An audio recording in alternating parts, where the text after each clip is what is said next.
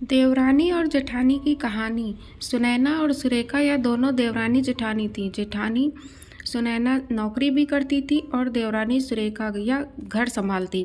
उनका परिवार बहुत बड़ा था। सास ससुर और उन दोनों के बच्चे, कुल मिलाकर 10 लोग घर में रहते।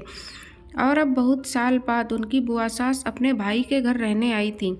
सुबह उठने के बाद बुआ सास ने देखा कि सुनैना फटाफट अपने काम कर रही थी। सुरेखा ने नाश्ता बनाया और वह नाश्ता सुनैना ने सबको परोसा। उसके बाद सुनैना ने अपना टिफ़िन पैक किया और वह काम पर निकल गई। सुरेखा ने वापस दोपहर का खाना तैयार किया और थोड़ा वक्त अपनी सास और बुआ सास के पास बैठी रही। बुआ सास से रहा नहीं गया। उन्होंने सुरेखा को पूछा, छोटी बहू, तुम्हारी जेठानी तुझ पर बहुत हुक्म चलाती है। सुबह से देख रही हूँ रसोई घर में अकेले ही काम करती हो। और वह महारानी दिखावा करने के लिए नाश्ता परोस रही थी, जैसे कि उसी ने ही नाश्ता बनाया हो। यह सुनने के बाद सुरेखा ने बुआ सास की तरफ देखा और बोली, बुआ सास जी, ऐसा कुछ नहीं है। सुनैना दीदी बहुत अच्छी हैं। बुआ सास बोली, तुम बहुत भोली हो सुरेखा, मुझे सब समझ में आता है। मेरे बाल धूप में सफ़ेद नहीं हुए हैं। सुरेखा से अब रहा नहीं गया। वह बोली, ऐसा नहीं है बुआ जी, आपको सुनैना दीदी ने सबको नाश्ता परोसा हुआ दिखा, पर आपको यह नहीं दिखा कि दीदी ने मुझे ज़बरदस्ती सबसे पहले नाश्ता करने दिया और चाय भी दी। वह रोज़ मुझे ऐसे सबसे पहले ही नाश्ता दे देती हैं, नहीं तो सबके लिए नाश्ता करते करते मैं खुद के लिए नाश्ता बनाना भूल जाऊंगी। दीदी मेरी कितनी चिंता करती हैं। दीदी सुबह जल्दी उठकर मंदिर साफ करती हैं, फूल सजा कर रखती हैं और मुझे उनके 1 घंटे बाद उठने के लिए कहती हैं। शाम को आते समय बाजार से सब्जी भी लेकर आती, क्योंकि हमारे मिस्टर रात को देर से आते हैं। और मम्मी जी को सुनैना दीदी ने बाजार में जाने को मना किया, क्योंकि अब उनकी उम्र 60 साल से ज़्यादा हो गई है। बाजार में जाते समय उनको तकलीफ़ होगी, उनके पैर बहुत दुखेंगे।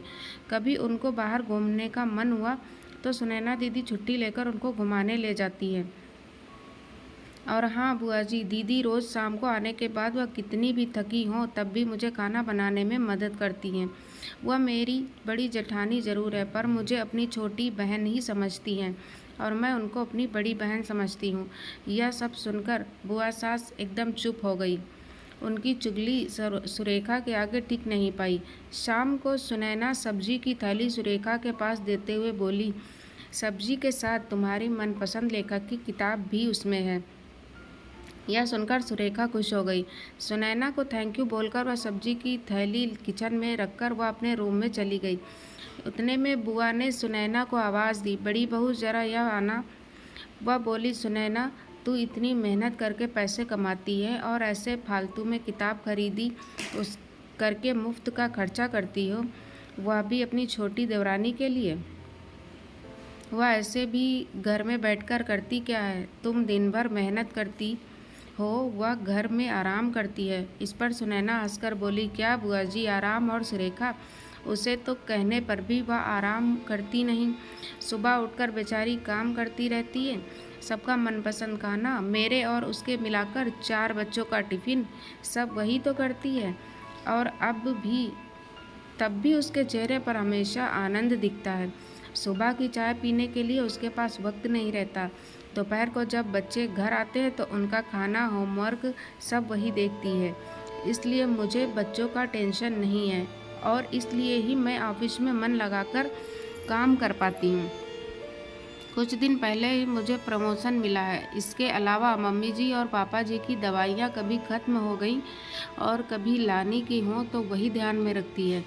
घर में कोई मेहमान आए तो उनकी मेहमान नवाजी भी तो वही करती है। बुआ जी, घर और बच्चे संभालना छोटी बात नहीं है। इतना सब सुनकर बुआ जी उनकी तो बोलती ही बंद हो गई। सुनैना कभी कोई शिकायत नहीं करती है, वह सब काम कर लेती है। वह सिर्फ पढ़ना पसंद करती है। फिर मैं मेरी छोटी बहन के लिए इतना नहीं कर सकती? मैं नहीं करूँगी तो फिर कौन करेगा? इतना बोलकर सुनैना अपने रूम में चली गई। यह सब बोलना सुनैना के सास पीछे खड़े होकर सुन रही थी। वह बुआ के पास आई और बोली, जीजी, यह दोनों देवरानी जेठानी ज़रूर हैं, लेकिन उनका रिश्ता 2 सगी बहनों से ज़्यादा पक्का है। मेरे घर की मजबूत दीवारें हैं यह दोनों। पहले मैं भी एक बुरी सास थी, हमेशा इन दोनों में झगड़ा लगाने का प्रयास करती थी, पर यह दोनों के प्यार के आगे मैं भी हार गई। वैसे भी झगड़ा लगाकर नुकसान तो हमारे ही घर का होगा ना। पर यह बात बुआ को समझ में नहीं आई। रुदन करते हुए कमरे से बाहर चली गई, क्योंकि उन दोनों में झगड़ा लगाने के लिए ही वह आई थी। पर सुनैना और सुरेखा, इनके जैसी दो समझदार देवरानी जेठानी के बीच झगड़ा करवाना बहुत मुश्किल था। तो दोस्तों, सुनैना और सुरेखा, इनकी जैसी समझदार देवरानी जेठानी जिस घर में होंगे, उस घर का कोई बुरा नहीं कर सकता। जिस घर में ऐसी बहुएं होंगी, वह घर स्वर्ग बन जाएगा।